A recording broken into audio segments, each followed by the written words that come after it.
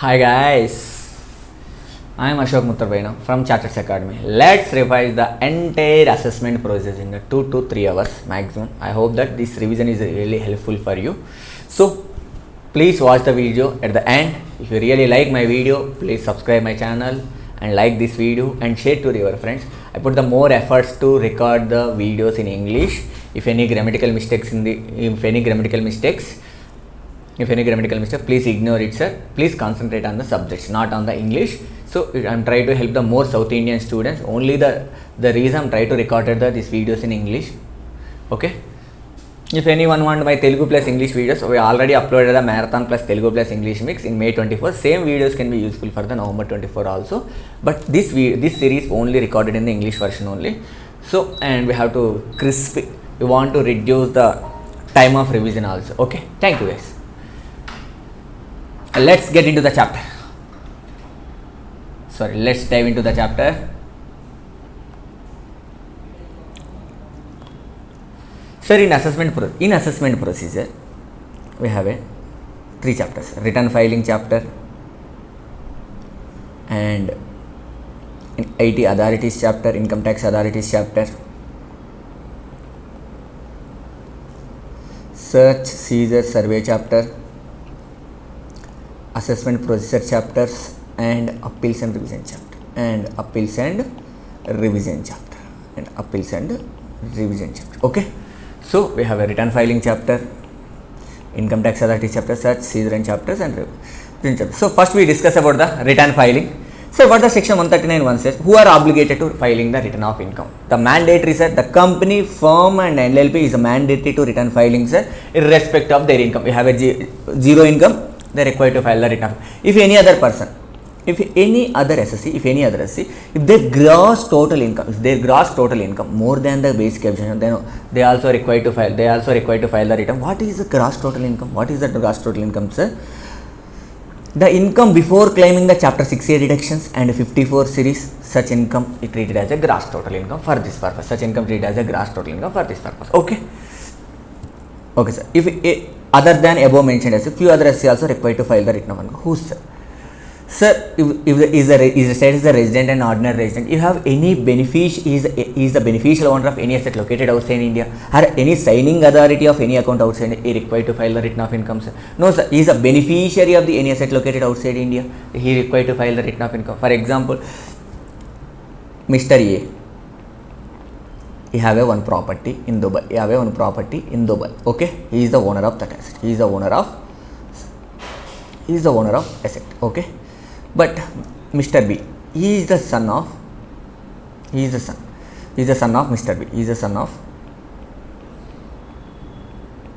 B. But he used the property of that house property. Okay, no?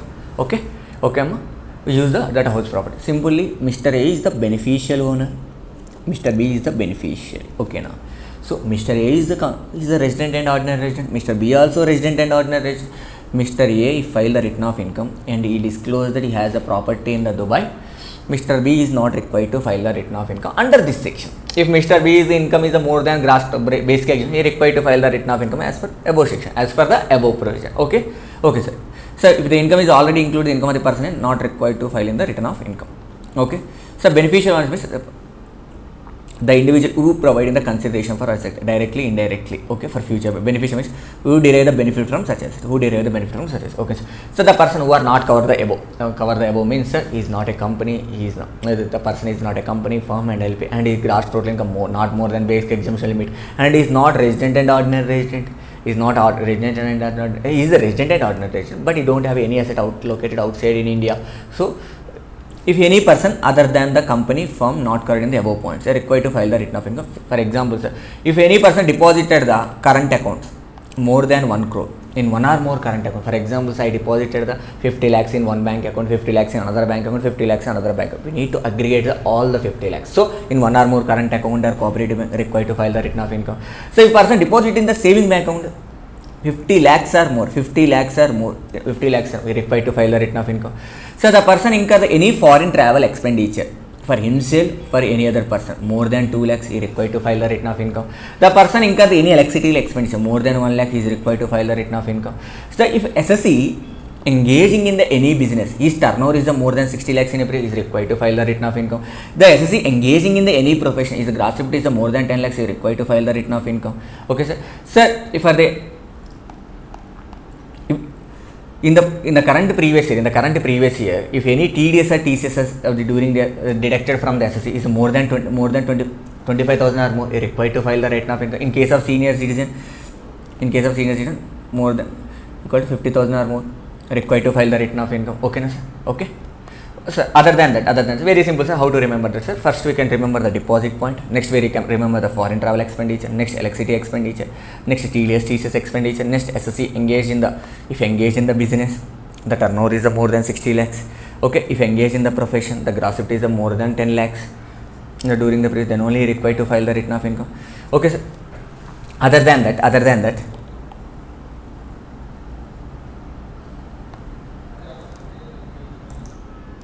Okay, sir, other than that, if a trust, if the total income before claiming this exemption, under section 11 and 12 more than basic exemption limit, then also required to file the return. Then also required to file the return of income. Then also required to file the return. If trust is failure to file the return of income, the penalty is 500 per day, along with the fees of 234. Along with sir, if any political party, if the total income before claiming exemption under section 13A is a more than basic exemption, they are required to file the return of income. Sir, if any research association, any new agencies or any institution under section 10, if the total income before claiming exemption under section exceeding the basic exemption limit, then also required to file the revenue income. If the institution lately filed the return, they have to pay the penalty 500 per day along with the fees of 234F, along with the fees under section 234F. Okay, sir. Sir, if any university or college or institution is a mandatory to file the return of income. Sir, the business trust is also mandatory to file the return of income. Any investment fund also mandatory to file the return of income. So, these people are required to file the return of income under the different sections. Okay, sir. So, we have how many types of return? We have what is the due date for the filing? We know the who are going to file the return of income. But what is the due date, sir? Sir, normally for all SSC, 31st July of the relevant assessment year is the due date to file the return of income. But the person who are required to furnish the transfer pricing audit report under section 92E, again, so the person who are required to furnish the transfer pricing audit report under section 9, the due date for that test is the 31st of the November of the relevant assessment year. So for remaining persons, the company, the filing, the due date to return filing is the 31st October now of the assessment year. The person whose books of accounts required to be audited under any law or this law, who are books of account under any law and this law required to be audited. Such person books of account, such person return also filed under within the 31st October of the assessment year, 31st October of the relevant assessment year. Sir, partners, next. Sir, if any of the partnership firm, there is books of account subject to audit under section 44AB. The partnership firm return filing due date will be the 31st October, along with the person who are the partners in this partnership, they are also required to file the return of income. Their due date also 31st October. Of the relevant assessment year. The due date is also 31st October of the relevant assessment year. Okay, sir? Okay. Done.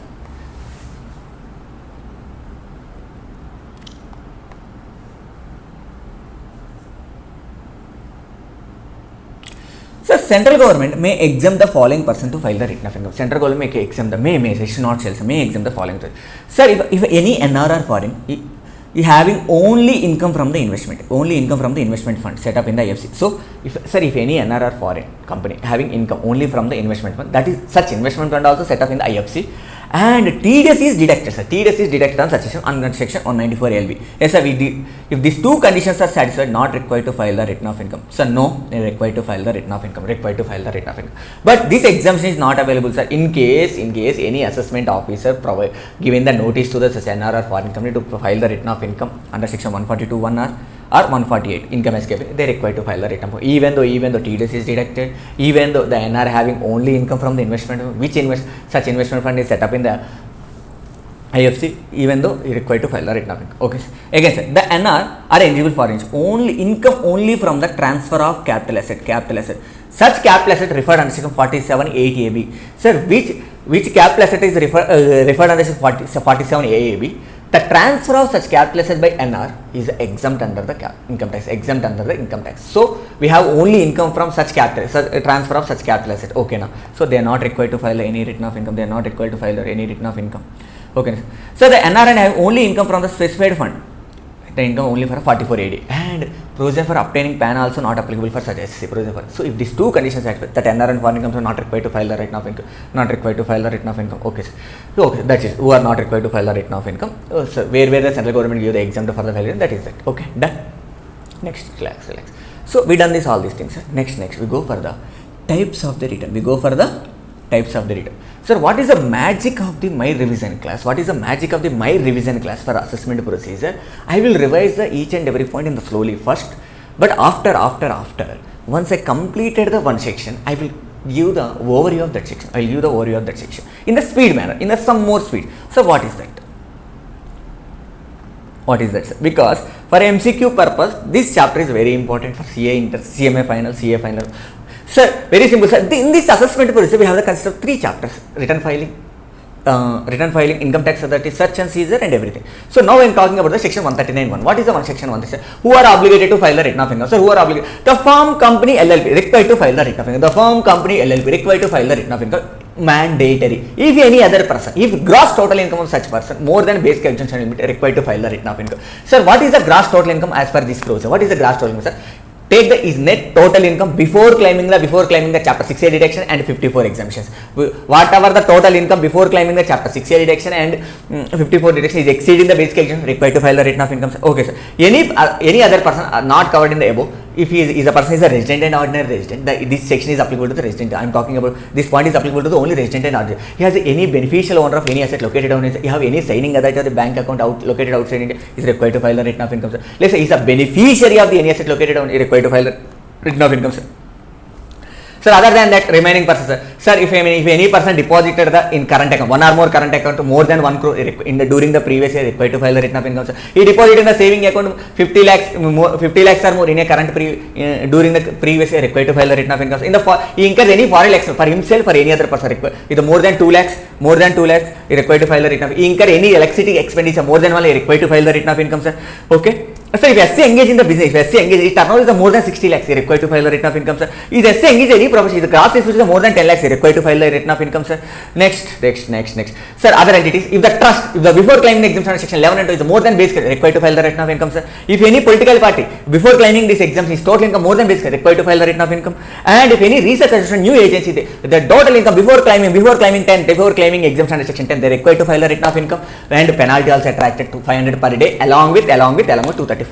Okay, university, colleges is mandatory required to file the return of income, and business trust is mandatory required to file the return of income, and investment fund mandatory required to file the return of income. That's what is the due date for all the 31st July of the relevant assessment year. But the person who are required to furnish the transfer pricing report under section 92A, the due date for that assessment is the 30th November of the relevant assessment year. Okay, sir, for the company 31st October of the relevant assessment. Any person whose books of account required to be audited under any law, required to be that, not voluntary audit, sir, required to be audited under any law, required to be 31st October of the relevant assessment year, and partners of the any person, partnership of the any partnership firm, which partnership firm whose books of account subject to audit under section 44B, that partners also the due date of that partners also 31st October, the due date of that partners also 31st October. So in the speed revision we have some grammatical mistake, but please ignore it. Okay, that's central government. So we have how many types of return? How many types of return? So we have a original return. We have a original return.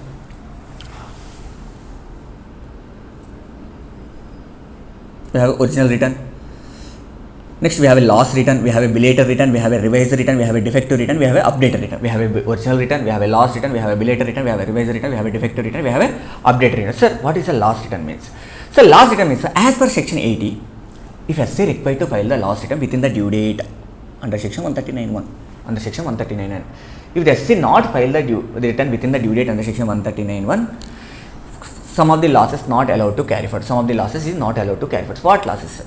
Business losses is not allowed to carry forward.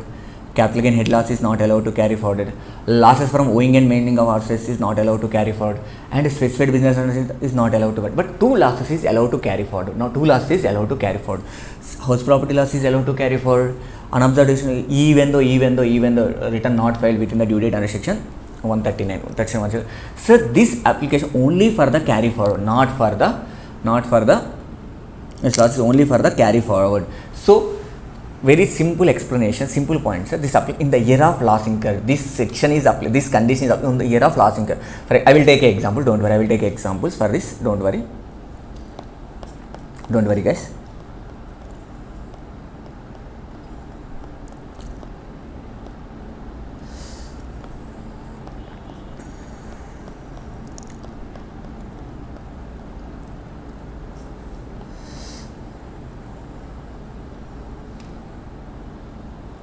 First example, sir, Mr. Ashok, his assessment year is 24-25, due date is the 31st January, but he is filing in the 10-10-24, so 31st July, but filing in the 10-10-2024, is filed the late, return filing the lately, is filed the return is the lately, is filing late returns, but he is incur the PGB plus 5 lakhs and long term capital gain is the 2 lakhs. So everyone think that this is not allowed to set off. Sir, I am talking about if you file the return in the, if you file the return in the, if not file the return within the due date, the losses is not allowed to carry forward, but losses is allowed to set off. The losses is allowed to set. So we can set off this 2 lakh with the 5 lakhs. So remaining 3 lakhs loss cannot be carried forward. Remaining 3 lakhs cannot be carried forward. Remaining 3 lakhs loss cannot be carried forward. That's it, sir. So this 5 lakhs loss can be allowed to set off against a long term capital gain. Okay. For example, next example, Mr. Ravan, for the previous year 23-24, assessment year 24-25, due date of return of income is the 31st-1-2024. Okay, sir, actual date of filing is the 10-10-2024. PGBP loss is the 5 lakhs and house property loss is the 2 lakhs. Very simple, sir. Return file the lately. Very simple. The return file the lately. But house property loss is allowed to carry forward, but PGBP loss is not allowed to carry forward. PGBP loss is not allowed to carry forward. That's it. Very simple. What is my section? So if return filed within the due date, PGB plus capital gains owing and maintenance, this only allowed to carry forward. If not filed within the due date, this loss is not allowed to carry forward. Only house property loss and observation is allowed to carry forward, even though return filed in lately. Okay, return filed in lately. Okay.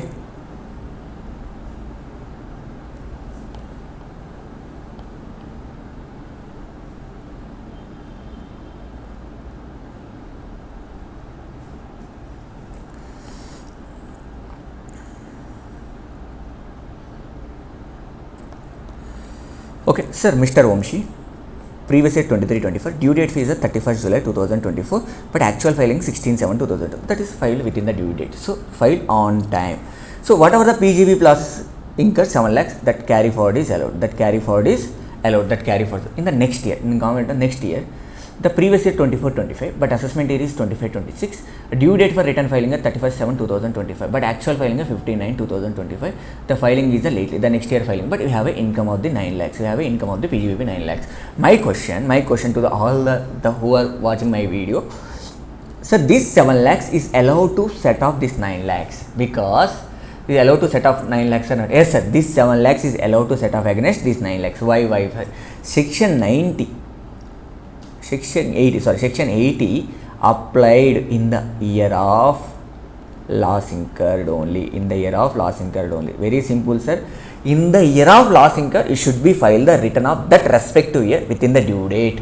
In the further years, whenever the SSC set off this loss against any income, not required to file the within the due date. Again repeating. So section 80. You can read, you can understand, sir. This condition or stipulation filed within the due date is applied only in the year of loss incurred, loss was sustained or incurred. So the return of income filed within the due date, the condition is mandatory only in the year of loss incurred. So whenever I am going to set off these losses to in the next year income, in the next year, not required to file the return of income within the due date. In the next year, not required to file the return of income within the due date. Okay, sir. Even though in the next year the return filed, if return not filed within the due date,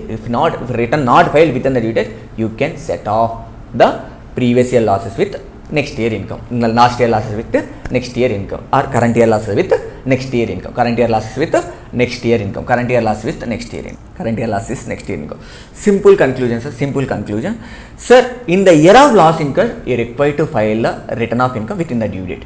In the year of set of such losses, to the income of the another year, not required to file the return within the due date for setting off these losses against the any other income in the next subsequent year. Now can get my point. Okay, losses can be set off. Is allowed. So these 7 lakhs can be set off against 9 lakhs. Okay, sir. Mr. Ashok is assessment year 23-24, but return filing at 31st/7/2024. Actual filing is on time. 7 lakhs. Loss is incurred. This loss is carried forward by the return file within the due date. Next year 25-26 assessment year, return filing due date is the 31st July, but actual filing 15/9/2025. So 15/9/2025, return 2025. So this return is filed late. So this 9 lakhs is allowed to. This 9 lakhs is not allowed to carry forward, but this 7 lakhs is allowed to carry forward the next assessment year, because in the year of loss incurred 7 lakhs, they file the return within the due date. In the year of loss incurred, they file the return within the due date. But in this year, not file the return within the due date. So whatever the loss in that year, that will be not allowed to carry forward. But in the previous year loss is allowed to carry forward, because in the previous year losses years, the return file within the due date. In the previous year return is the file within the due date. So this allowed to carry forward. Okay, this allowed to carry forward.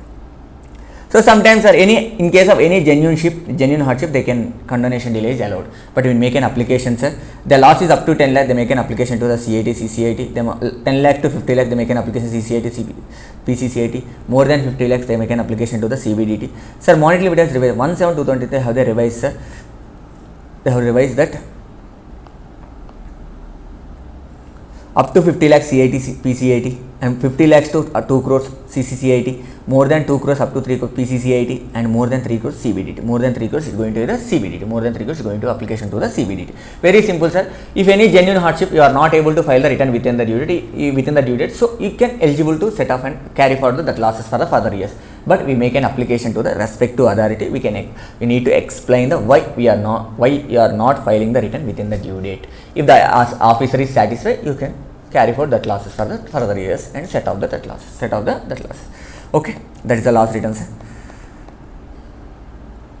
Sir, what is a belated return? Sir, what is the due date for the belated return? Means very simple, sir. Before the 3 months period to the end of the relevant assessment, that is the 31st December, or completion of assessment, whichever is earlier, sir. Very simple, sir. What is the consequences of belated return, sir? Sir, if you file the late return, we are not able to carry forward your losses which are specified under section 80. And if you no deduction is allowed, so if you file the late return, we are not able to claim the 10AA deduction, SEZ deduction. So if any SSE want to claim the SEZ deduction, you are required to file the return of income within the due date. If you not file the return of income within the due date, you are not eligible to claim the 10AA deductions, and you are not eligible to claim the 80AA and RRB deductions. Okay, and you are required to pay the fees of 1% per month or part of the month of the interest. You are required to pay the fees of 234 of 5,000 or 1,000.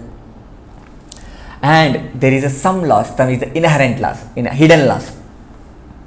Sir, interest on refund. If the return file within the due date, the interest on refund, whatever the refund given by the government to the SSE, we need to pay the government need to pay the some interest on such refund also.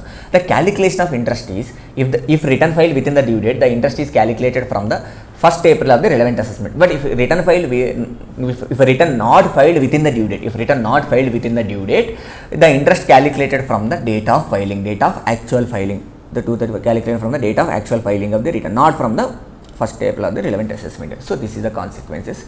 I will take one example, the belated return.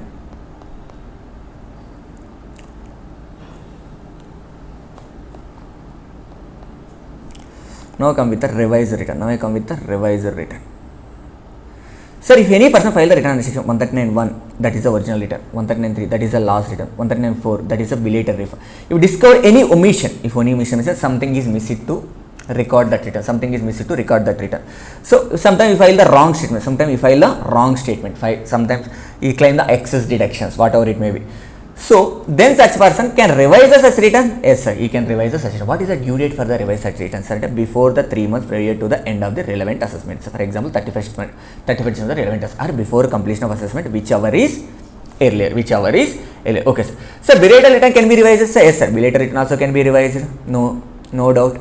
Revise the return can substitute the original return, yes sir, except date of filing, except date of filing of original, because except date of filing. So what is your date of filing of return? If anyone asks that what is the date of filing of, we need to mention the original return date of filing, not revise the return date of filing. Okay, sir, SC can revise the n number of times, sir. N number of times, can revise the return n number of times, n number of times. Okay, return can be revised even after receiving the intimation also. Yes sir, sometimes I can get the intimation from the department 143(1), even that scenario also.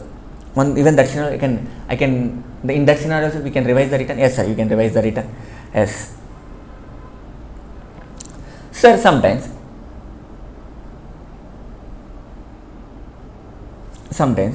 SSC miss the claim the sum deduction, SC miss the claim the sum deduction, SC miss the claim the deduction. So AO can accept the deductions in the assessment. No sir, this is not possible. If SSC miss the any deductions, if SC miss the claiming of any expenditure, the only one way of the SSC to file the revised return and to claim the deductions and expenditure. AO cannot accept the deductions and expenditure other than filing of revised return. Okay sir, simple sir.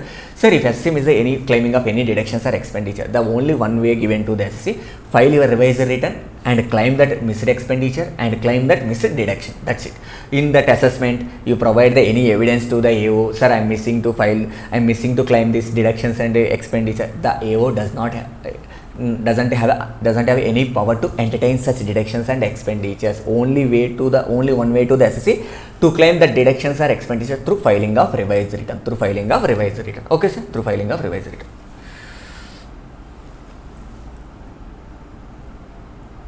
Filing of revised return. But one question for everyone in the revised return. Sir, in the revised return, I file the original return 19/7/2024 within the due date. 5 lakhs is the PGBP income. But after completion of due date, I filed some revised return 15/11/2024. I revised the return, my income is the 2 lakhs. This can be possible, sir. In the original return, I declare the 5 lakhs income. In the revised return, I can declare the income 2 lakhs. Yes sir, in the revised return, you can able to reduce your income. That is no problem. In the revised return, you can declare you can reduce your income, increase your losses, and increase your income, and decrease your loss. Anything is possible in the revised return. Because revised return not only favor to the department, it can be used by the SSC. Anything. So we can reduce your income. Okay sir. Sir, I filed the revised original return 19/7/2024. My PGBP income is 5 lakhs. Okay sir. But I filed a revised return 15/11/2024. My revised return, I declare the loss of 7 lakhs. My question, this loss can be carried forward for the further years or not? This loss can be carried forward for the further years or not? Yes or no? Please comment your answer. Okay, I give the 5 seconds of the time. Please comment your answer. So this loss can be carried forward. Why sir? I'm already discussed in the last few minutes back. The revised return substituted the everything except the date of filing of original return. So the original return is filed within the due date. So whatever the loss declared in the revised return can be carried forward. Whatever the loss declared in the revised return, yes, it can be carried forward. Yes, carry forward can be allowed. If the original return not filed within the due date, if for example, they file the original return, 5 lakhs, and they revise the return. They can revise the return. They get the PGBP income is 2 lakhs. This can be carried forward even within the due date.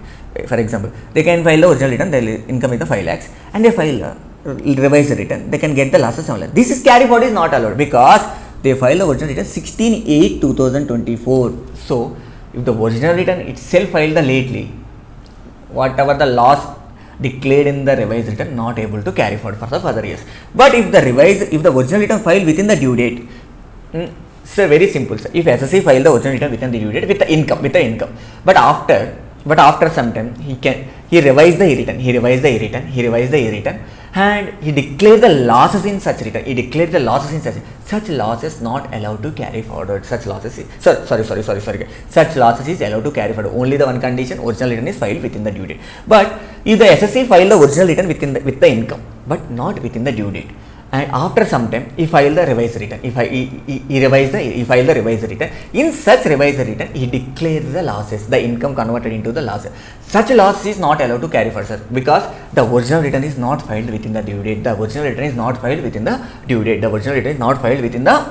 date. So I hope that you people understand my point. Okay.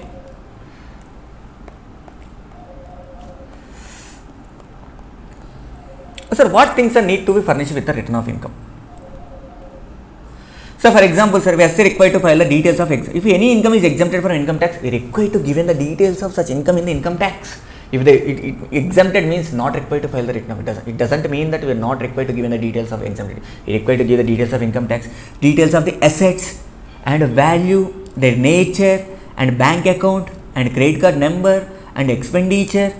It's everything, sir. Expenditure and everything. So, particulars to be furnished with the return of income, sir. Details of the exempted income, assets, nature, value, bank, credit card, and expenditure. Okay, sir.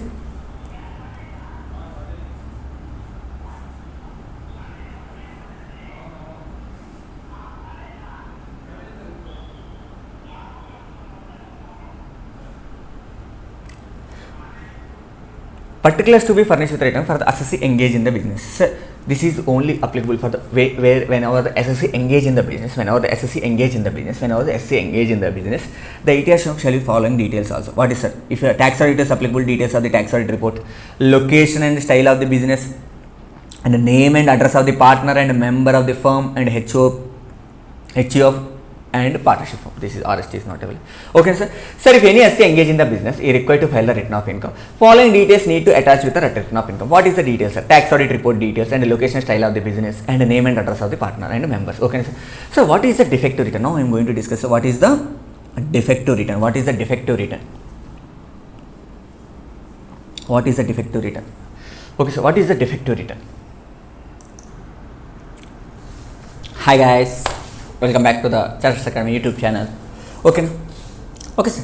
So now we discuss about the defective return. Now we discuss about the defective return.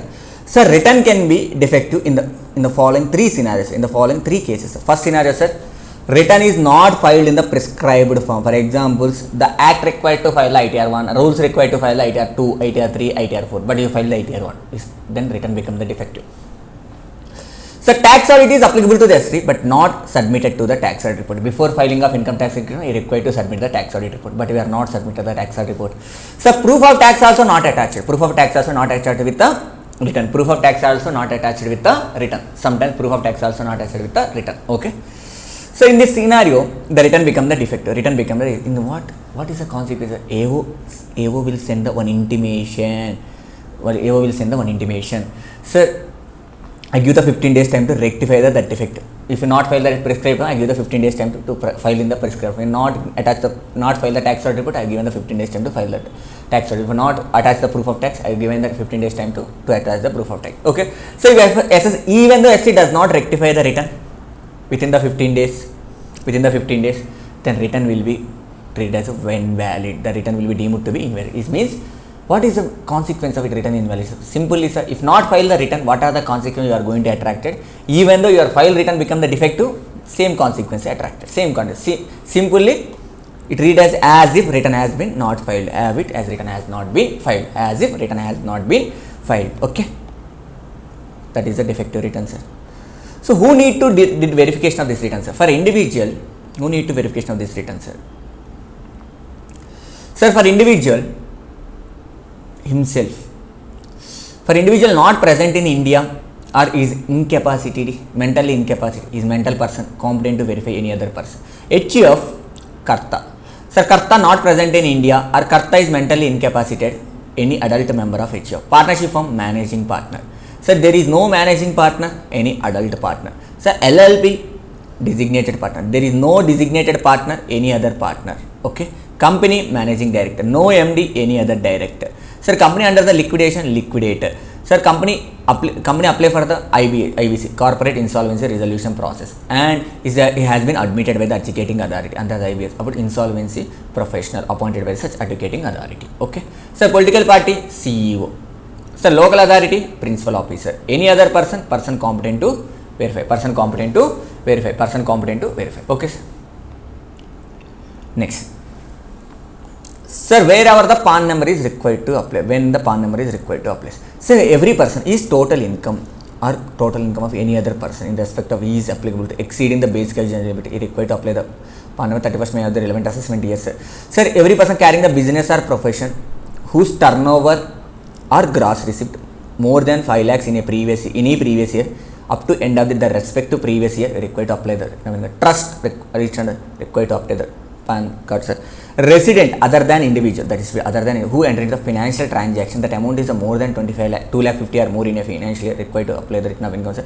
Sir, if any other person, person means if a resident means, sir, can enter the HUF, can enter this transaction partnership. So if a company MD, director, partner, trustee, author, founder, karta, HUF of the principal officer of the person who referred in the above, means the person who are going to enter the transaction, their representative also can apply for the PAN card 31st May. Okay, sir. So if any person can intended to enter the following tranche, very simple, sir.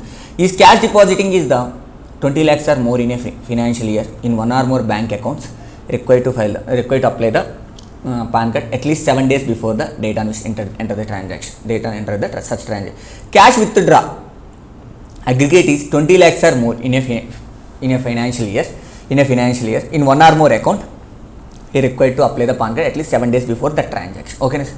The opening of any current account or demat account or cash account or cooperative, he required to apply the PAN card at least 7 days before the opening of that bank account. Okay, so opening of that bank. This in this scenario. So whenever we need to code the PAN, we can read this own, sir. This more explanation is required for this. So the following persons are not required the PAN. The following persons are not required the PAN card. Very simple, sir. Sir, minor not having any income taxable in the own hands, in his own hand, because in the clubbing income, any income of the minor is taxable in the hands of his parents, whose income is the more, except income any due to the manual skill and talent. Okay, manual skill and talent. Okay, now for that transaction, so minor can enter the any transaction, he can mention the PAN of his parent. Okay, sir. Sir, if any NRR foreign eligible investor, he earn the only income from the investment fund set up in the IF and located in the IFC. Okay, sir. And specified fund deducted TDS transaction 195. Not required to any PAN card. Not required to apply the any PAN card. Okay, sir. But we need to submit the following details, namely name and email and address and declaration, the tax identification on that scheme. We can discuss in the regular class in detailed manner for this point. Okay, sir. For exam point of view, not important. For exam point of view, it's not important. Okay.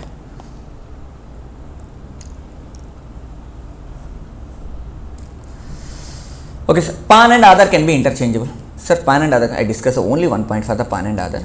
I am not going to discuss anything for the PAN and Aadhaar.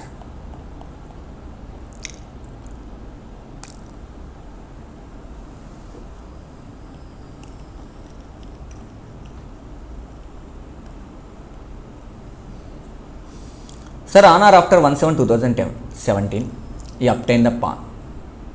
You go for the return file. You just code the Aadhaar number. You go the just the Aadhaar number. So on or after 2007, you going for the obtain the PAN and filing the return. You just code it. But PAN is before 1/7/2007. We need to link with the PAN with Aadhaar link. But I given the some time to link with 31st March 2022. I give that some time to link with the PAN and Aadhaar 31st March 2022. Still we are not linked. 1/4/2008 31st March, I will charge some fees of 500. From 1/7 onwards, your fees will be the 1000. Your fees will be the 1000. Okay, sir. But 1/7/2023, from 1/7/2023, again reporting, even still you are not linked your PAN with Aadhaar, your PAN becomes the inoperative. What is the consequences, sir? Your TDS rate will be the 20%. Your KYC is not done. Return filing is not possible. Refund is also not possible. Demat account opening is not possible. Bank account opening is not possible. So this is happen if even still you are not linked your PAN with Aadhaar till 1/7/2023. So when PAN become operative, when you again link your PAN with Aadhaar card, then only your PAN become operative. So I will give the time 30/6/2022 to link with your PAN. Otherwise PAN become inoperative. Okay.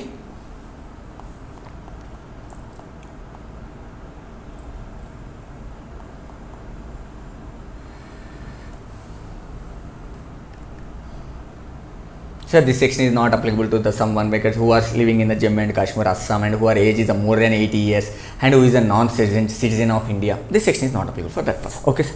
Next, TR, tax return preparers. Very simple, sir. CBD to frame that scheme where any specified class of person can file their return through the TRPs. TRP means, sir, individual who is authorized to act as a TRP. So who can act as a TRP, sir? So TRP can act as any individual holding the bachelor degree from the recognized university or at least pass the CA Inter exam CS Inter exam, CMA Inter exam can become the TRP. Okay, sir. But this person not become the TRP, sir. This person not become act as a TRP. Who, sir? Chartered accountant cannot act as a TRP, sir. Legal practitioner cannot act as a TRP, sir. Officer of the scheduled bank, sir. In which scheduled bank, sir? In which scheduled bank that specified class of person maintain the books of accounts? Maintain the books of accounts. Okay, sir. The employee of the specified class of person not required to file, not become the TRP, sir. This 4% not become the TRPs. This 4% not become the TRPs. Okay, sir. So who is the specified class? Who are required to file the return of income is a specified class of person. But in this specified class of person, 2 persons are not included. Very simple, sir. The person any person whose books of account required to be audited under 44B or any other law. Okay, and company. Simply company and tax audit applicable person or trust the audit under any other law, such persons are not required to file, not eligible to file their return of income through the TRPs. That's it. So my simple conclusion, sir, any person can file their return through the TRPs. Any specific, who is a specified person, sir? Who is required to file the return of income is a specified person, class of person.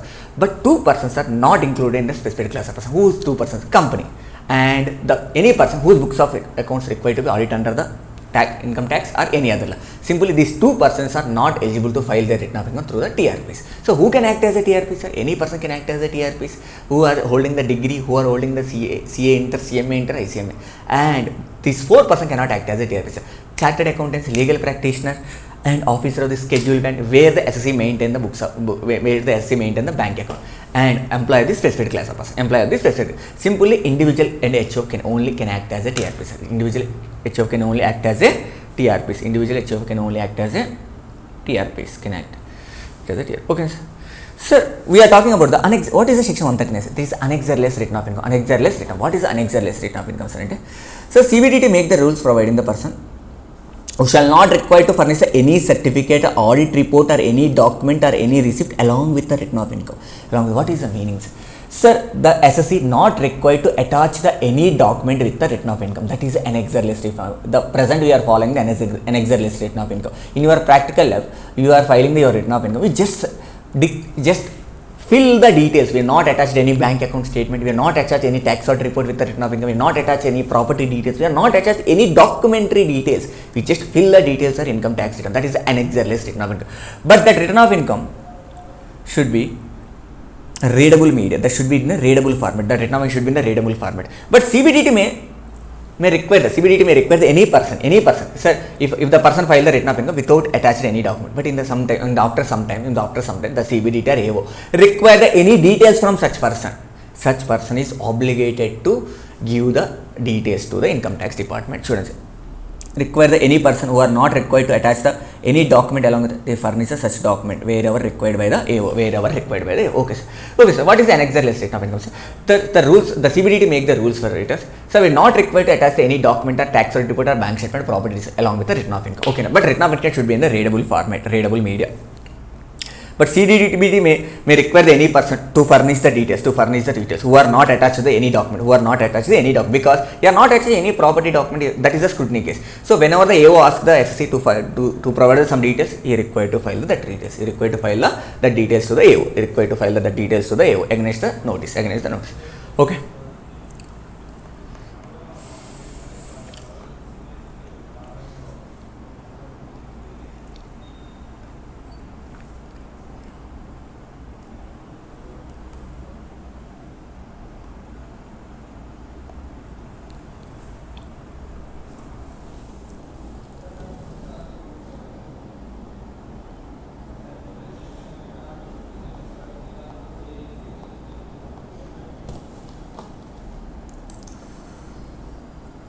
So now with the updated return, sir, this is the option to furnish the SC to update return. Any person may furnish the updated return. What is the time limit, sir? Irrespective sir, whether file the 139, 1, 4, 5. That is the rex. If not file the return of income, then can file the updated return. You are already filed the return, then can file the updated return. You are already filed the updated, then can file the update. You are already filed the return, you can file the updated return. Okay, sir. What is the time limit? What is the time limit to file the updated return?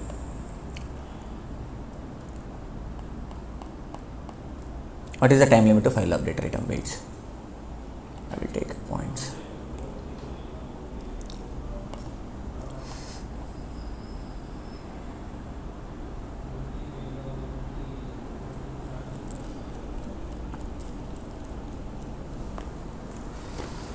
the time limit? Let's revise the updated return. Sir, updated return means, sir, what is it? The previous our due date is the 31st 7. The last late for the delayed return 31st 7. So at the end of the relevant assessment year, within the 2 years, we can file the update return. Within the 2 years, we can file the update. So end of the relevant, you can file the update return within the 1 year. You can pay the penalty 25% of the additional tax plus surcharge, education cess, interest if applicable.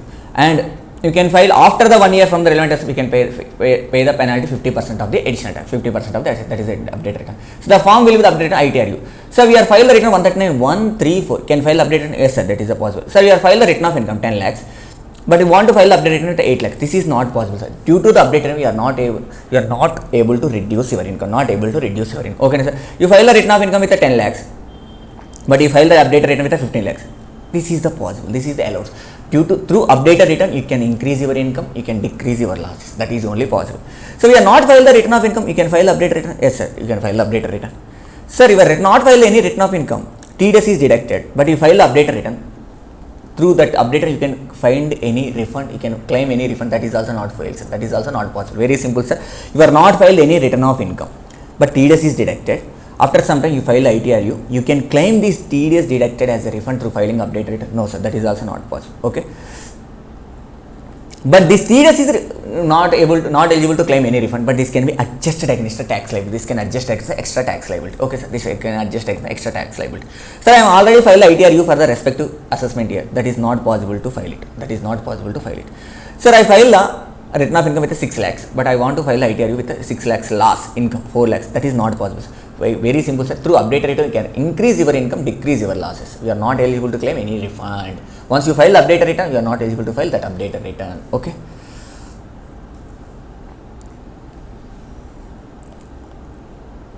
Simply, sir, updated return as possible in case of loss return. Updated return is not decreasing of total lakhs liability is not possible. Updated return is in case of claim the refund and increasing of refund. This is not possible. Okay, sir. Original return of the loss return and updated return of the income, that is possible, can be filed. Okay, now can you check with the 1 point. Sir, in the 1 year 21-22, I filed a return of income under section 139(1). Okay, so I get the loss of 10 lakhs. After some time, so this loss will be adjusted against the 22-23 income is the 20 lakhs, adjusted this loss is 10 lakhs, this loss 10 lakhs is income. But in 23-24, I file the ITRU of 21-22. This loss is converted into the income of 5 lakhs. We pay the tax, that's it. But what happens, sir? In the previously you file the original return and set off the loss of 10 lakhs in the 22-30, unnecessarily set off the loss. So whenever you updated any respect of the year, any respect year, it can be impact on the any next year. For example, in the losses. So we need to file the updated return for this year also. Simply 20 lakhs is the tax. 20 lakhs is the tax. Extra 10 lakhs are already paid that. We need to pay the extra tax on the 10 lakhs. So we need to file the update return for that year also. Okay. Now can read it. Sir, if any brought forward loss, any observed depreciation or any MAT credit to be reduced any subsequent previous year as a result of furnishing of updated return. So updated return required to furnish for that each subsequent year. Okay, sir. Okay. So updated return cannot be furnished in this scenarios. Updated return cannot be furnished in these circumstances. Updated return cannot be furnished. What is the circumstance? So where the person already furnished the update. Once you file update, not possible. Okay, sir. If any assessment or proceedings are pending has been completed for the relevant assessment year. Okay, sir. Sir, if any assessment or proceedings are pending for the relevant assessment, it is not possible to file the updated return, sir. Look, sir, already assessment of the respective year is completed, sir. Not possible to file the updated return, sir. Sir, any information is received from the DTAA in respect of such relevant assessment. Sir, if income tax received any information from the DTAA in respect of such respect to assessment year, the updated return is not possible for that respect to assessment year, sir. Next, sir. Sir, what type of assessment, sir? You asked that. We said that the assessment of the assessment is completed, assessment is pending. Sir, what type of assessment, sir? Very simple. Sir, if any prosecution proceeding are initiated for the relevant assessment year, under the Manipulator Act or before the date of furnishing. Okay, now. So whether SC enter into any relevant essay in respect of person has a smuggled and foreign exchange Manipulator Act and provision of Binami Act and Black Money Act. Simply, sir, if any SSC prove the guilty under this act, is not required to file the updated return. And if any assessment is completed under this act, if the respect of any relevant assessment here, is not required to file the return of income. Is not required to file the return of income. Okay. So the following person also not required to file the return of income, sir. The following person also not required to file the updated return of income, sir. When the search is initiated, the person is not required to file the return of updated return. Not required to file the updated return for the lifetime. Sir, any survey is conducted, then not required to file the return of updated return. Okay, sir. So A was satisfied the approval of the assets and the books of accounts assets of the seized under section 132 of the any other person. Very simple, sir. I am going to search the books of accounts of the A, but I find the my SSC books, B books. B is not required to file the return of income, not required to file the updated return, not required to file the updated. Okay, sir. So we done with this time limit already. This time limit is done, sir. We can adjust with that tedious. So we are already furnished the earlier. Sometimes we are already furnished the updated return earlier. We already furnished the updated return earlier. We are already furnished the updated return earlier. So done with this. 2 minutes. We already furnished the return with the earlier. So I pay the some interest. Can I reduce such interest? Yes, sir. We can reduce such interest. From the total interest. Sir, if any TDS or MAT credit can adjust my additional tax liability? Yes, sir. We can adjust with the additional tax liability. You can adjust with your additional tax liability. That is for the return filing chapter, guys. Thank you very much. We'll come with the income tax authorities. Hi everyone. Let's revise the income tax authority in a 10 to 15 minutes.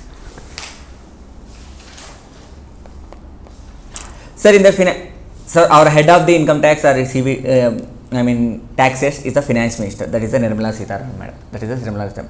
So we have the two wings, CBDT and CBIC. CBIC it's completely governed for the GST related indirect taxes. So this is our not topic. Our topic is for the CBDT.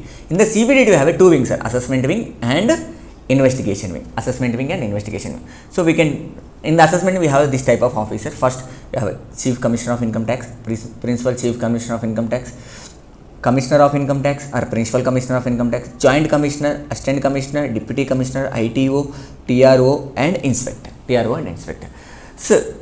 So what did they do? Sir, Joint Commissioner, Assistant Commissioner, DC Commissioner, ITO, they treat it as a assessment officer. They do the simply for the assessments under section 143.3, 144, 147. After assessment, they issue the one order. After the assessment, they pass the one order. If SC not satisfied with that order, you can file the appeal to the appellate authority. That is the CATA and Joint Commissioner Appellate. Again, the Joint Commissioner Appellate Authority and the CATA, they issue the one order. Okay. So if SSC not satisfied with that order, he can file appeal against that order to the IT. Okay, sir. Again, if he not satisfied with that order, he file appeal to the High Court. Again, if not satisfied, file appeal to the Supreme Court. So again, if he not satisfied, simply go to your home. His home. Okay, sir. So CATA, Joint Commissioner, ITAT, this is the appellate authority. This is the appellate authority. Okay, sir.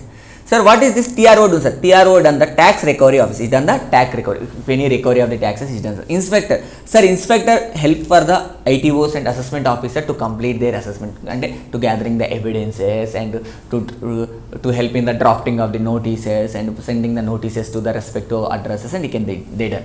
So what done is this Principal Chief Commissioner and Chief Commissioner of Income Tax Officer.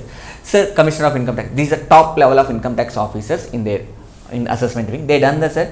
Sometimes they done the 263, 264 revisions, 260. Sometimes we need approvals for the approved provident fund, approved gratuity fund. The approvals are given that. Sometimes they give the approval for the registration for the trust. They given the cancellation, the registration. Sir. All these things done by the CIT, PCCIT and CA. Okay, sir. Sometimes order passed by the AO. They have some mistakes in the order that rectified by the PCCIT and CIT. So all these things are done by the income tax officer, CIT. So what about the investment wing? Sir, investigation wing, they done the two things, sir. One, they done the investigation if required. Along with they provide they help in the preparation of budget, they help in the preparation of budgets in every financial year, and they help in the drafting the rules and regulations. Okay, sir.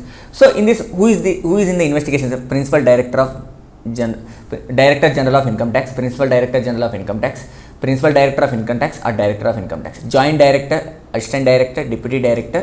So these three officers we treat as AO. These three officers we treat as AO. Okay, sir. That's it. This is the officers, income tax authorities. Next. CBI అంటే investigation అంటే sir investigation. CBI అంటే వాడే CBI is income indirect tax. CBI. So that is not relevant to investigation. That is not relevant to income tax only. CBID relates to all the cases. All this. This is ED. ED is covered under the Principal Director General of Income Tax. Okay. Enforcement. So who can appoint these officers? Central government may appoint the income tax officers. Sometimes income tax officer below the rank of assistant may appointed by the board and PCCIT and PDGIT with the central government authorization. Executives or ministers officers also appointed by the board. Okay, sir. So CBDT, who is in the CBDT, sir? In the CBDT consists of chairman and 6 members. Chairman is the finance minister. In the 6 members, 1 member from the income tax department, 1 member from the legislative department, 1 member from the personal vigilance department, 1 member from the investigation department, 1 member from the revenue department, 1 member from the audit and judicial. So okay, sir, done. So what is the powers of CBDT? Next we talk about what is the powers of CBDT. What is the powers of CBDT? Simply, sir, to instruct the subordinate, by issuing the orders and instructions and directions. Okay, sir. And sometimes admit the applications. So for example, in a previous class I will discuss about the loss return. If SSC not filed the return within the due date, it not able to carry forward the such losses for the further years, subject to some losses. Even though if not filed the return within the due date, you can carry forward the losses only in the genuine hardship. In that time, he filed the application to the CBDT and everyone. So you can give the condonation delay. Sometimes the application not filed within the due date. In that time also CBDT give the application. CBDT allow that application. So you can admit the application, claims after the expiry of time, and control over the income tax authorities and relaxation in the requirement. Sometimes give the relaxation also. Issue the general and special order to the subordinates, special and orders. So taxpayer chart means shall adopt and declare the taxpayer chart. In the taxpayer chart, we have to simply declare the taxpayer duties and department duties. So jurisdiction of income tax audit. So how to decide the jurisdiction of income tax audit? It's based on the basis of following basis. Very simple. On the basis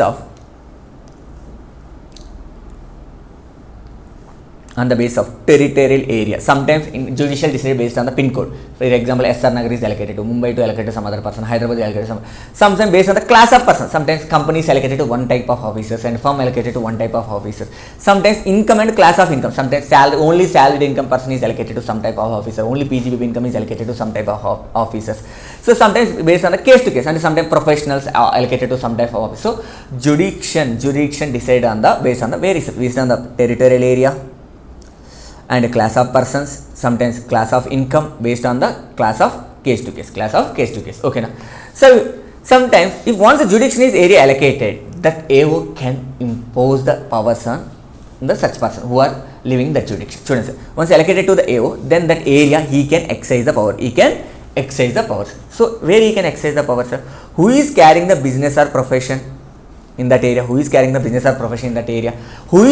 Whose principal place of business in that area, and who is resident in that area. Once jurisdiction allocated to the AO officer, who is living that jurisdiction, who is carrying the business and profession in that jurisdiction, he can impose his powers in that person. Who having the principal address in that jurisdiction, he can impose his powers in that person.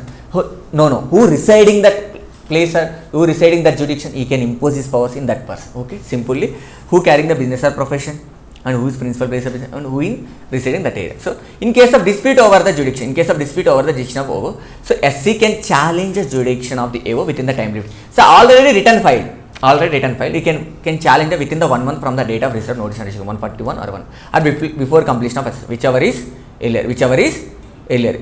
Sir, return not filed within the time allowed. Sometimes return not filed, 142 1 notice are issued to file the return within the time. Whatever the time allowed in that notice to file the return, at least expiry of that time, we can challenge the jurisdiction.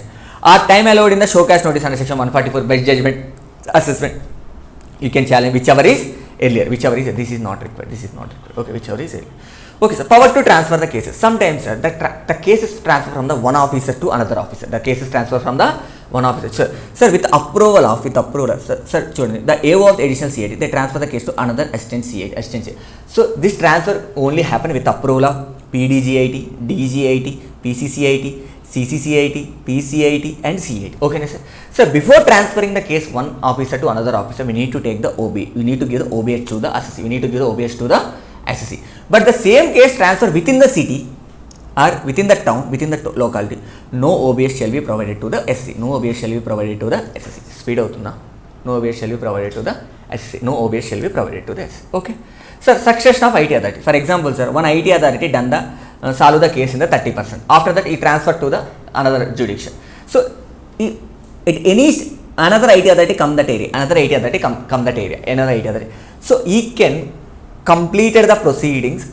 And at any stage of he can completed the proceedings. He can proceed with the proceeding at what stage leaved by the preceding officer. At what stage leaved by the preceding officer. He can completed his proceeding at what stage. He can continue with the proceedings at what stage leaved by the previous officer. For example, sir, his officer done the 30%. Next officer done only 70%. Successor will only one, sir. But only one condition, sir. You need to give the OBS to the SSC. The SSC may demand that, sir, please reopen my case. Please reopen my case. Please done proceeding from the scratch. We need to done. Please done. If the SSC demand that, sir, please continuation of the proceeding as above or any part of the proceeding to be reopened. So we can reopen that. We can done that. But this challenge can be made before the completion of assessment. This challenge can be made by the SSC only before the completion of assessment. This can be made by the office before completion of any assessment order against him. Okay, very simple, sir. That is the transfer of the case.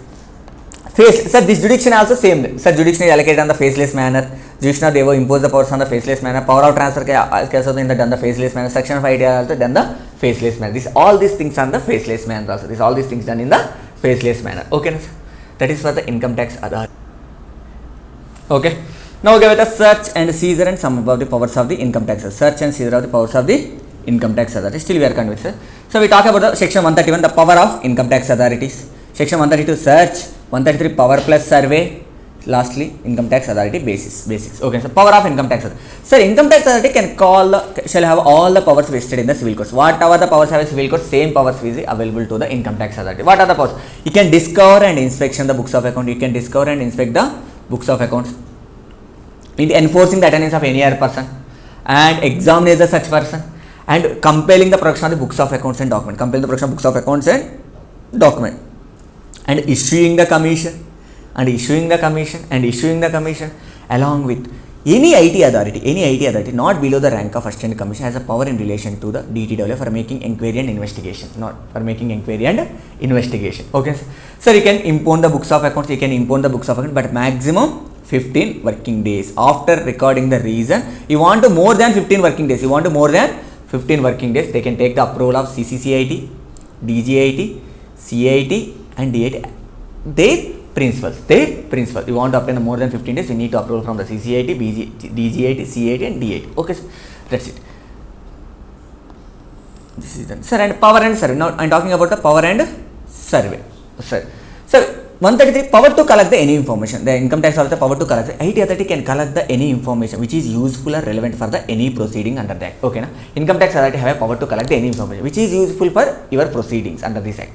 But what is the information, sir? Rents, interest information, commission, royalty. So IT authority can ask for the name and address of the people whose amount is paid. Simply, sir, IT authority about the, sir, from whom you are paid the rent, to whom to pay the commission, from whom you are received the commission. We can name and address of that person, we can ask. So simply, sometimes no physical presence is required, sir.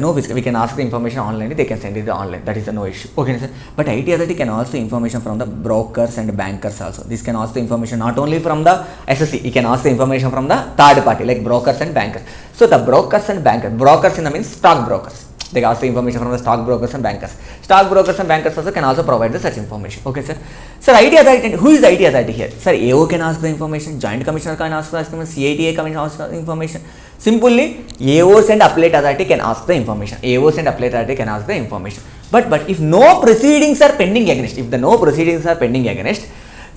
and above officers and can only ask the information. CIT and above officer can only ask the information. But IT authority, CIT above can call the information without any permission. So below the CIT officer can ask the information only with the permission of CIT. Below the rank of CIT can take a permission from the senior authorities. But this restriction is not applicable to the joint director, additional director and deputy director. However, joint director, additional director can exercise this power without any permission. Very simple point. There is very important point in exam. Sir, very simple. Income tax authority can AOs and appellate authorities and directors, the investigation authorities can ask the information wherever they required. If the no proceedings are pending against such SSC, CIT and above officers can only ask the information. Any officer below the CIT can take the information from the SSC. We need to take the approval from the CIT. And above. But this restriction, this permission restriction is not attracted to the joint director, additional director, deputy director. Very simply, joint director, additional director, deputy director can take the information in all the scenarios without pending any proceedings or with pending any proceedings. Need not to take any permission from the higher level of authority. No need to take any permission from the higher authority.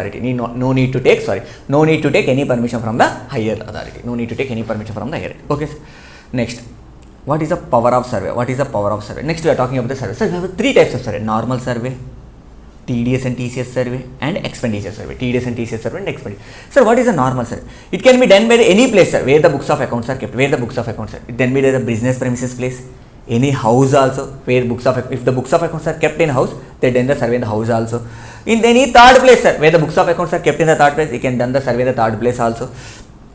Business places only during the business. You want to survey in the business places, you can enter the only business hours. You want to do the survey in the business places, you can enter the only business hours. Okay, na? So in any other places, you can enter that after sunrise, before sunset. After sunrise, before sunset. This time is entering, not for the living. Sir, we have a restriction only for entering into the places, not for the living. He enter into the business hours, but not living during the business. He can stay for whatever he want. He can stay for the long term. So in this, what can he do in the survey, sir? He inspect the books of accounts. First, he inspect the books of accounts. In the books of accounts, he find some cash, some stock, and other values. So he verify the cash, stocks, and other values. It can match with the books of account. So he can, while matching the books of accounts, he place some identification. We say same place identification marks in the books of accounts and documents. Sir, next we make some inventory of the cash. You can just calculate that cash and everything, and you can impound the books of accounts maximum 15 working. You can impound the books of accounts maximum 15 working days. You want to more than that 15 working days, you need to take the approval of PCCIT, CCCIT, PDGIT, DGIT, CIT, PCIT, DIT, and PDIT. Okay, sir. We need to take the approval from the higher level of authority. Okay. Sir, record the statement of any person. Sometimes record the statement of any person. Okay. Sir, stock, cash, and other just can value them, cannot import the book. So we can import the only books of accounts. The assessing officer not able to import the stock and cash and other valuable items. Sir, IT authority can record the statement of any other person. Same thing, sir. So survey can be done the charitable institution also. NGO also can done on the NGO places also. Okay, sir. But survey cannot be done on the wholly religious trust. This not applicable to the wholly religious trust. If survey not applicable to the wholly religious, we are not able to done survey in the temples, TTDs, and this is not possible. Okay, now survey can done by the any income tax. Can be done by the any income tax. This can be done with any income with approval of prior permission of PCCIT, top level of income tax authority. We can take the permission from the top level of income tax. That is the CCIT, CIT, PDGIT, TGIT. Okay, sir. If the person does not cooperate the survey, IT authority can issue the summons. If any person not cooperate with the survey, can issue the summons under section 131. Okay, sir. Sir, next conduct the TDS and TCS. What is the purpose of TDS and TCS? Just we need to verify they are complied with the TDS provisions or not. They are complied. Just verify whether SC complied with the TDS. So conducted by any income tax authority to verify whether the TDS and TCS has been deducted, collected, and paid. Sorry, conducted by the income tax authority to verify whether the TDS TCS has been deducted, collected, and paid by when, sir? After sunrise, before sunset. sunset, after sunrise, before sunset. So when you enter the place of the TDS after sunrise, before sunset. Okay now. So impound of books is not possible in this TDS survey. Impound of books is not possible in the TDS survey. Making of inventory also not possible in this survey. Making of inventory also not possible in this survey. Sir, expenditure survey means, sir, this survey conducted in the events and ceremonies. Okay sir, this survey is conducted in the ceremonies and functions. So we can able to done, so this is possible to done the survey in the ceremonies. Yes sir, this is possible to done the survey, but after completion of such ceremony, such ceremony, so can require any other person can be recorded the such person statement of the person can also be recorded. This is the survey, sir. So we done with the survey, we done with the normal survey, we done with the expenditure survey, we done with the TDS and TCS survey. So TDS, what is the difference between the normal survey, TDS and survey? Sir, in the normal survey, we enter the business places only during the business hours. Other places after sunrise, before sunset. But in TDS and TCS, in all the places we can enter only after sunrise, before sunset.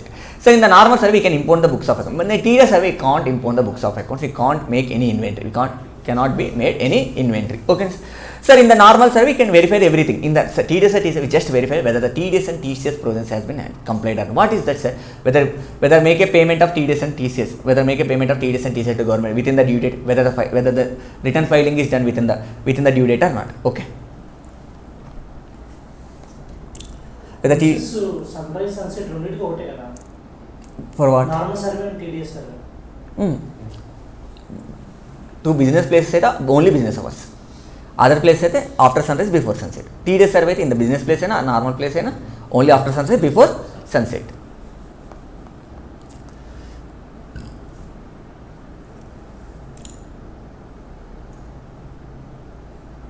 Search and seizure and right. Search and seizure and survey. Search, seizure, right. Search, seizure, right. Search, seizure. Sir, who can authorize this search? Who can authorize this search? Sir, DGIT, PDGIT, DIT, PDIT can authorize search. Lesser CCCIT, PCCIT, CIT or PCIT can authorize this search. Sometimes joint director, joint commissioner, additional commissioner can also authorize this search. But if empowered by the CBDT, So who can conduct this search? Additional director, additional joint director, additional deputy director. Okay. So who can conduct this search? Joint commissioner, assistant commissioner, deputy commissioner and ITO. Simply AO can conduct this search. Who can conduct search? Additional director, deputy director, assistant commissioner and deputy commissioner and ITO. Very simple, sir. So the authorized by the investigation wing, the person who are covered under the investigation, they can only conduct the search. Which AO cover under the investigation, such AO only conduct the search. Sir, the authorized by the assessment wing, which AO cover under the assessment wing, only such person conduct the search. Okay, but authorized by the joint commissioner JD and empowered by the CBD, anyone can conduct the search. Okay, sir.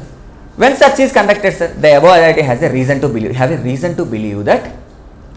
Sir, reason 1, I have issued a summons under section 131, 142.1, but the notice was issued. SC failure to reply to respond to such notice. Notice was issued. SC failure to first reason, sir. First reason 1, sir. Summons was issued under section 131. Notice was issued under section 142.1. That to please file the return of income. 142.1. Please file the return of income. Sir, please provide the books of account. Details of the books of account. But SC, as both notices are issued, but SC failure to reply the such notice. So notice under section both section was issued, but SC failure to follow the notice. Passed. So in this second, sir, in the second scenario, SSC has a reason to believe that, sir, even I am not as of now I am not issuing any notice. Even I am going to issue any notice. I will issue any notice. He might fail you to reply the such notice. That is a future. Students, SC might to fail the above notices. Very simple scenario. So reason 1. If I already issue the summons under section 131, 142.1 notice, he fail you to reply that notices. Search is conducted. No, sir. In the reason 1, in the second scenario, I am not going to I am not issued any notice. I am not issued. But my officer has a reason to believe that even I will issue any notice in the future, he might be failure to reply the such notice. He might be failure to in future it definitely failure to reply the such notice. Okay, this is the probable. And second reason, sir, you have a reason in the possession of any money and jewelry and immovable property, other valuable and articles and such. Second reason, sir. First reason, sir, issue the notice and failure to reply the such notice. Second reason, you have some valuable property, which is not, it has a reason that you have not disclosed.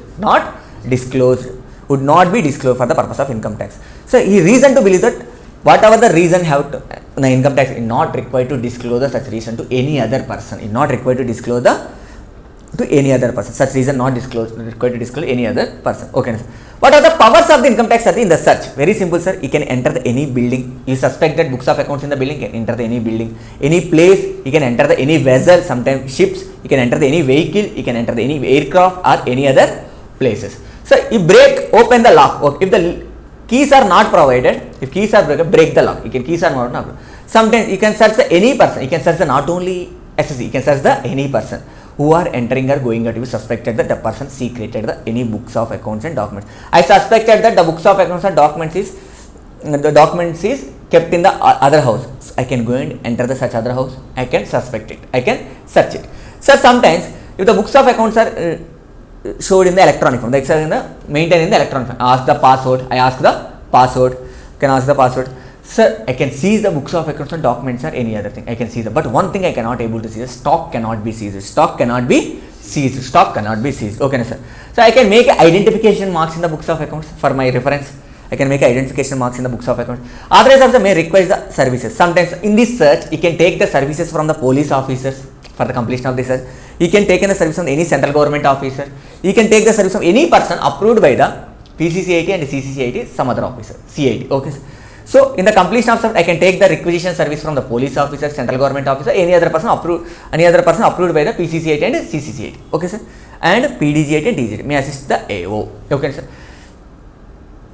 So sometimes while conducting the search, some things are outside the jurisdiction of the search.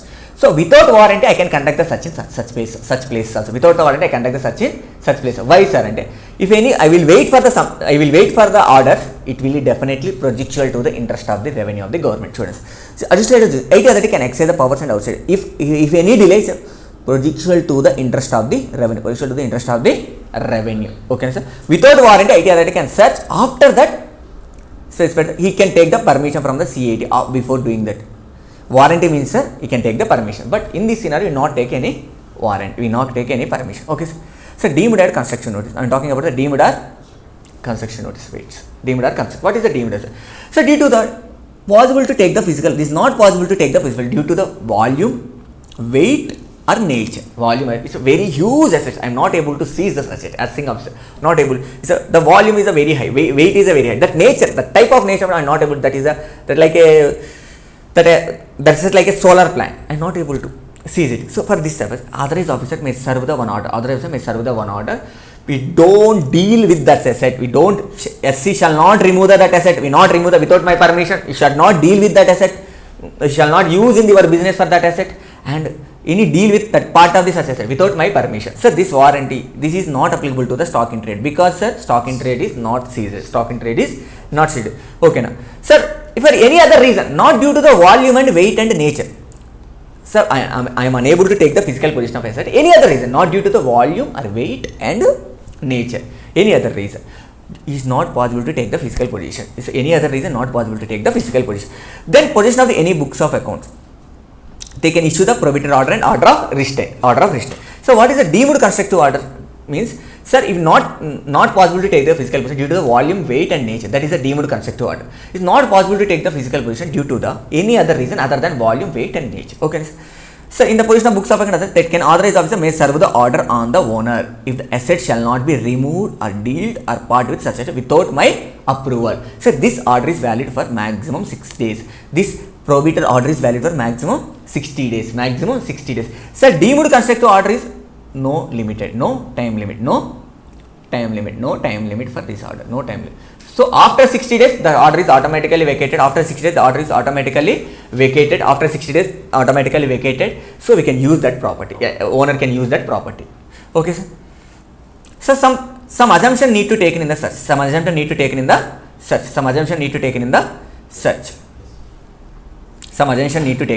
What is the assumptions need to take in the during the search? What is the assumption, sir? So what are the books of accounts? What are the documents? What are the assets? What are the money? What are the bullion? Is found in the possession of the SSC during the search or survey, then it may be presumed that it belonging to the SSC. It belonging to the SSC. Very simple. What is the assumption first taken by the AO, sir? So whatever the books of accounts are documents or assets or money or jewelry found in the position is belonging to the SSC. Is belonging to the SSC. And content of the books and documents are true. Content of the books and documents are true. And signature any part of the books, signature on any part of the book or handwriting belonging to the SC only. Signature any part of the book belonging to the SC only. Sir, AO during the search, AO during the search, AO during the search or seizure, AO during the search and seizure, AO during the search and seizure, it may refer the case for estimation of the fair value, may refer the case for the estimation of the fair value, may refer the case for the estimation of the fair value. Okay, sir. Any person approved by the PCC 80, any person approved by the PCC 80. Okay, so AO during the search can refer the estimation. Sometimes during the search we need a valuation officer assistance. We need a valuation officer. He can refer the same thing to the valuation officers. So we need to take the approval before that. We need to take the approval of PCC80, CC80, PDG80 and DG80, PG80 and DG80. Okay, sir. So time limit to make the reference within the 60 days from the date of last date of authorization of the search. Within the completion of search, within the 60 days from the date of completion of search. Okay, sir. So time limit to submit the report. I give the 60 days time. I give the 60-day time to the valuation to come to submit the valuation report to me. To submit the valuation report to me. Okay, sir. Sir, sometimes when authorized officer no jurisdiction over the person whose books of accounts he is going to search and whose books of accounts he are going assets and found during the search. For example, sir, I am going to search the Mr. A home, but I find the Mr. B books, but I don't have any authorization on the Mr. B. So I simply submitted all the books and documents of the Mr. B to the another income tax officer who have a jurisdiction over the Mr. B, who have a jurisdiction over the Mr. B. He shall transfer and hand over to the officer who have the jurisdiction over the such as within the 60 days from the completion of the search. What is the time limit to transfer the books of account? Within the 60 days from the completion of the search. Okay, sir. So what is the provisional attachment? So during the search or at least within the 60 days from the completion of search, the authorized officer believes that provisional attachment is mandatory. Otherwise, if the interest of the revenue is want, is reason to record it. Otherwise, interest revenue will be the loss. Provisional attachment is the mandatory. Should be first we need to record the reason. We should be record the reason. Okay, sir. The provisional attachment is operation for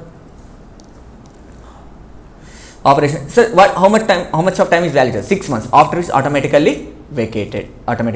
Sir, power of requisitions. Sir, before conducting the search under income tax, some other officers conducted search under another law. So authorized can make a requisition to other officers and authorities who are conducted the search under another law. Sir, please provide that books to me after completion of your search. It will be useful for my proceedings under the income tax. That is a requisition. But sir, whatever the books taken from another officers, same whatever simply, sir. You can check it, sir. If already search going under any other act, for example FEMA or GST, the authorized officer can make a requisition to the other officer and authority under any other law to deliver the or hand over the books of accounts or asset after their search. So is a deemed that, sir, whatever the rules applicable to the books of accounts which are seized under the search, same rules are applicable to these books of accounts which are taken from the another officer. Okay, sir. So very simple, sir. Very simple. We are search already conducted the any other law. Example FEMA and GST. So income tax officer can requisition such officer. Please hand over the books of accounts to the me. Assets to the me after completion of your search. So only one provision. Sir, whatever the provision applicable to the which books of accounts are seized under income tax, under the survey, which assets are seized under income survey, same rules are applicable to that books of accounts and that assets. Okay, same rules are applicable to that books of accounts and that assets. Okay, sir. So once you search and seize it, what need to do, sir? We need to apply that books of accounts and everything. We need to apply the books of accounts and everything.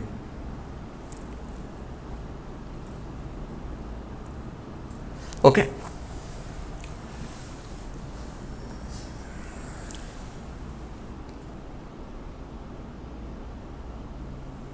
We have explained assets. Sir, simply, sir, once a completion of search, we have three things, sir: explained asset, unexplained assets, and books of accounts. So in the search, we have seized the book assets and books of accounts. For what need to do for the books of accounts?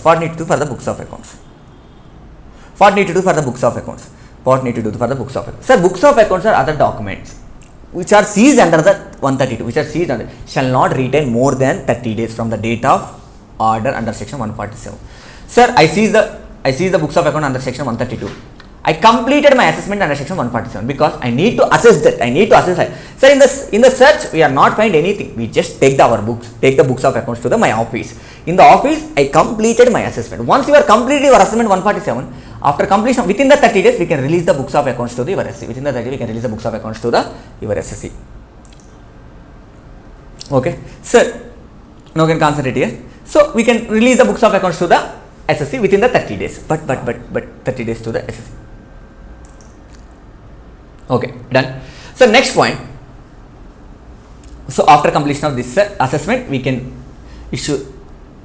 release the books of accounts to the SSC. Sir, SC authorized officer want to retain the books of more than 30 days. It should be record the reason. Take the approval of CAT, PCAT and principals if required. Okay, sir. So, this is the books of accounts. So, what about the assets? Assets have two types of assets, sir. One is the explained assets, another one is the unexplained assets. What, sir? Sir, if SC make an application within the 30 days from the date end of the month in which asset was seized.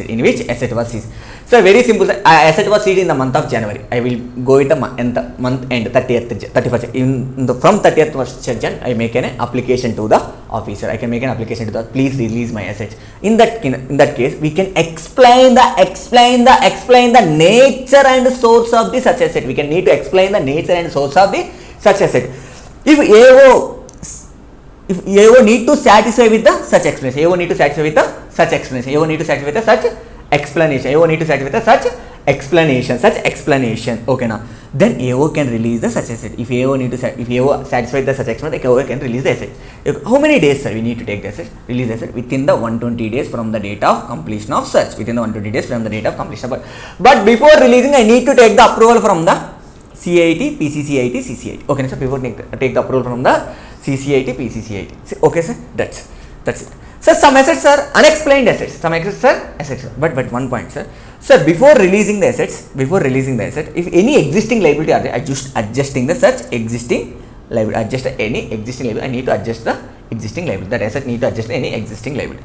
Very simple, sir. If any asset is other asset, it can be utilized. Other asset means, sir, which asset is the unexplained asset. Simply first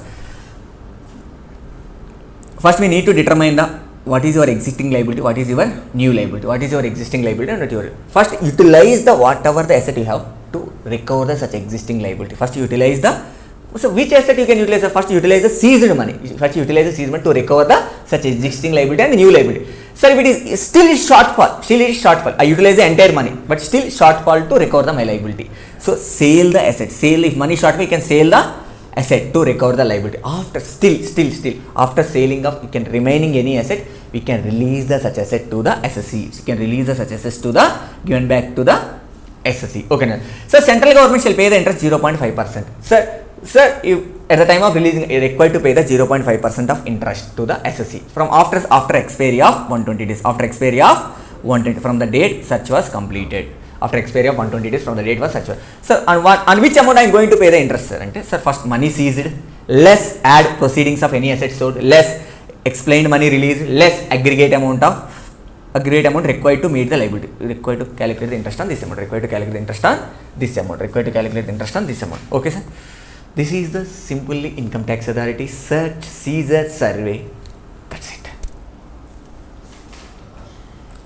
Okay. Sir, next time చెప్పినప్పుడు overview ఇచ్చుకొని power explain చేయండి. Okay. అంటే మీరు 147, 148 ముందు చెప్తారు ఏమని escape అయినప్పుడు 147 ఇవి వస్తాయి. అలా ఇప్పుడు 133 చెప్పారు కదా, 132, 131, 132, 133 ఇంకోటి చెప్పారు కదా, అవి సర్చ్ అండ్ సీజర్లో ఫస్ట్ ఒక్క నిమిషంలో అయిపోతుంది overview. Okay. Sir power to call